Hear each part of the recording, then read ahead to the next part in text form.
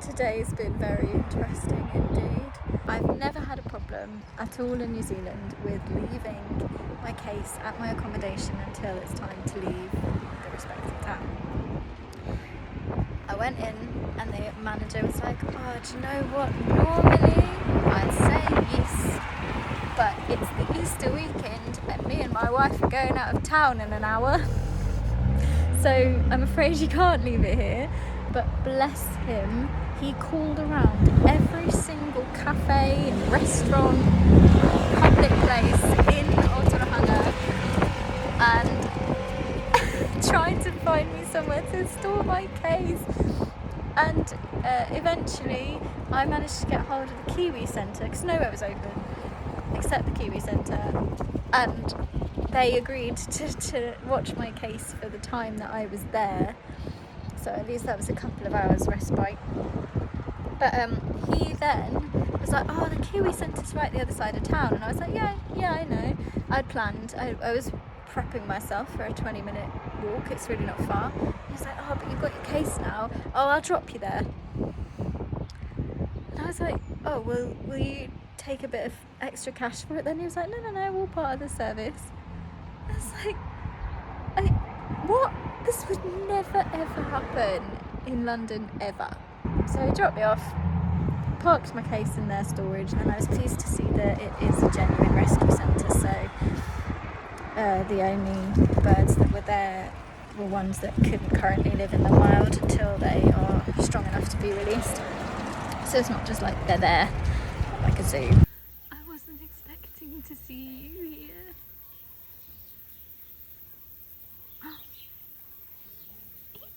It was lovely, but it was very small, and annoyingly, literally half of it was closed, and I really think they should tell people that before they sell people full price tickets, because it's a long-term closure.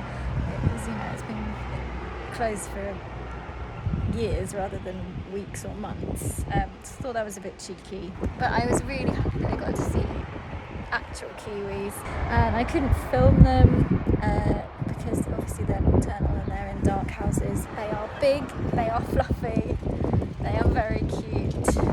I learned lots of fascinating facts. Their nostrils are at the end of their beak, and birds' beaks are measured from their nostrils, and they're the only bird in the world whose nostrils are at the end of their beak rather than at the top. So scientifically they have the shortest beaks of any birds. They have wings, which I didn't know, but they are the size of a matchstick. Obviously the female has the egg, but it's so big, it's the equivalent of a human female giving birth to a 5-year-old child. It's 25% of her body weight and mass. Kiwis are so territorial that if the chick that they've then carted out of their nest tries to get back in the nest, they'll just eat it or kill it. So they're very cute and fluffy, but also kind of dark. Like all the best people. So I've just wandered around Aotearoa, but unfortunately there is nothing to do. There's a tree, like a tree, that is on the map. I had a look at that.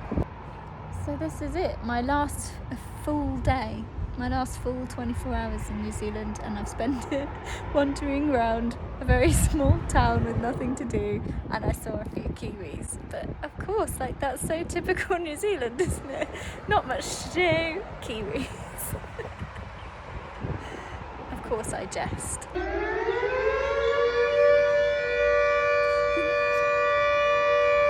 Could be a fire, could be an earthquake, who knows?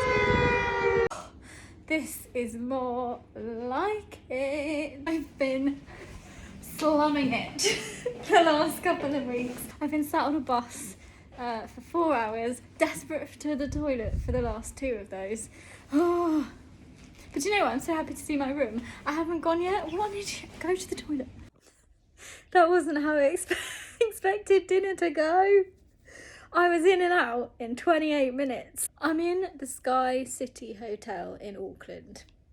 The last time I was here, I was 21, 2, and I wasn't actually in the hotel. I was up the Sky Tower in the lovely revolving, quite posh restaurant. That was one of my dining options tonight, but I thought, you know what, I've already been there, done that. I will try this hotel's restaurant. So if you can picture, it was like a buffet, and it was that kind of place where you end up with like chicken chow mein, a lamb boona, and like tagliatelle carbonara, all on the same plate.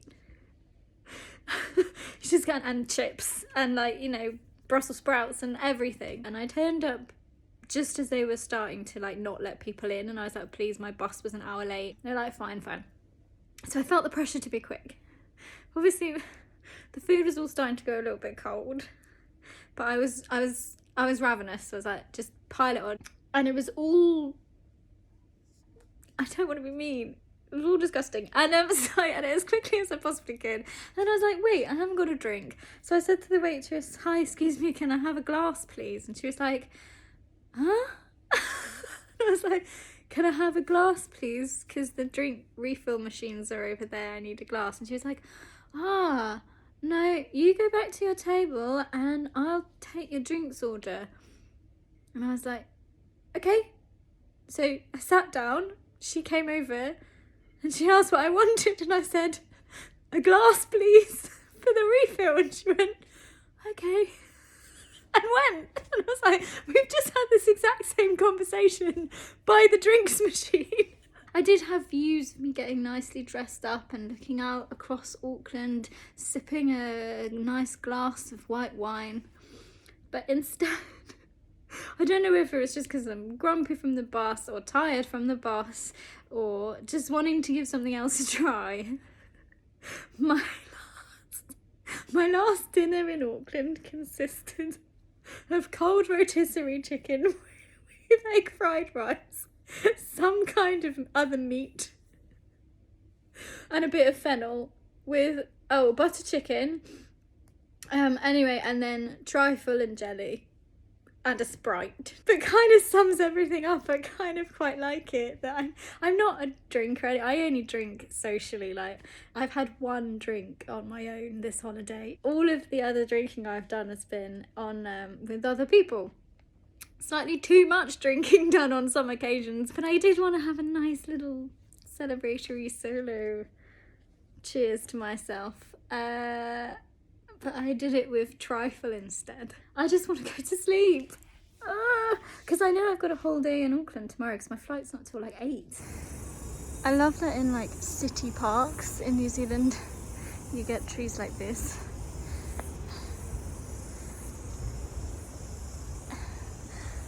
Where does it end?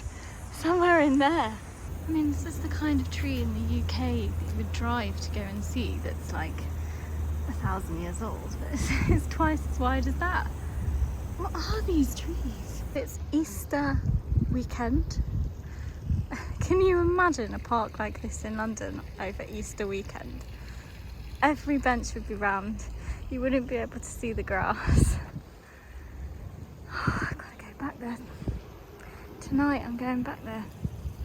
No. I thought I'd do my final reflection video from a park which I've just found in Auckland called, I think, Arthur's Park. I've wandered from my hotel down to the harbour.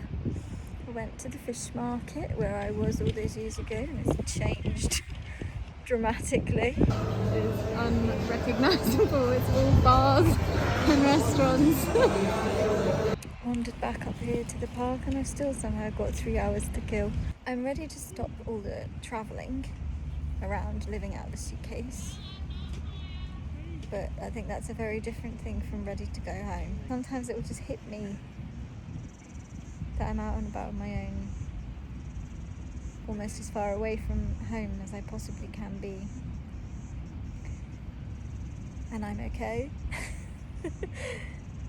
I guess now with my bare feet on the grass in nature, there's a wasp, would be a good time to say goodbye to New Zealand. Oh no, I don't want to. So let's list all the things I've done that I am surprised I did. I did the Tongariro crossing, which in itself was a surprise, and then also factoring in by that point how tired I was, how anxious I was. I actually did it. I walked more than I have ever walked by a huge amount.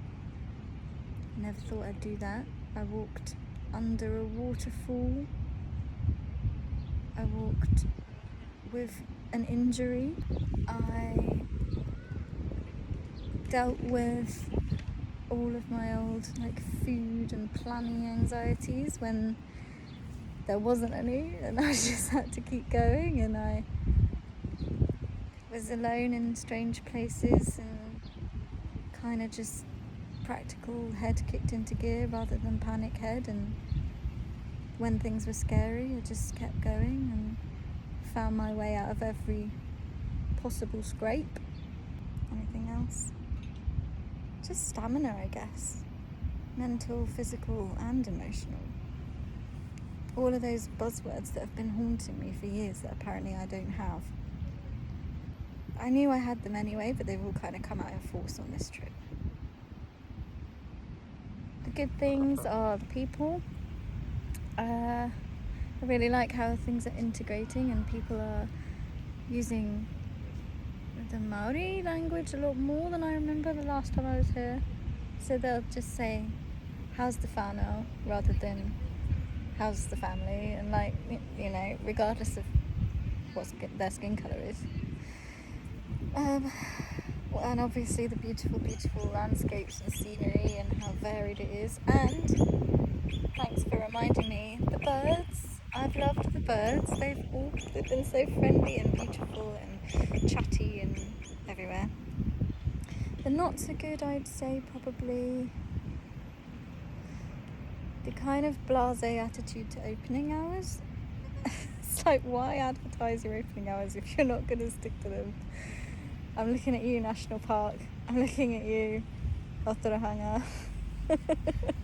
And I guess, I don't want to say the food is bad. It's just, I think we don't realise how lucky we are in the UK, actually. I know it's a bit rubbish at the moment, but we do get a lot of huge variety of stuff. There didn't seem a huge amount of choice a lot of the time, but maybe I was just looking in the wrong places. I have loads of memories that weren't recorded or filmed, which I've written down. Wow, goodbye New Zealand. I'd rather say goodbye here than from the airport. Thank you for everything. Goodbye. Beautiful New Zealand. These skies are unbelievable. I've had them most of my trip.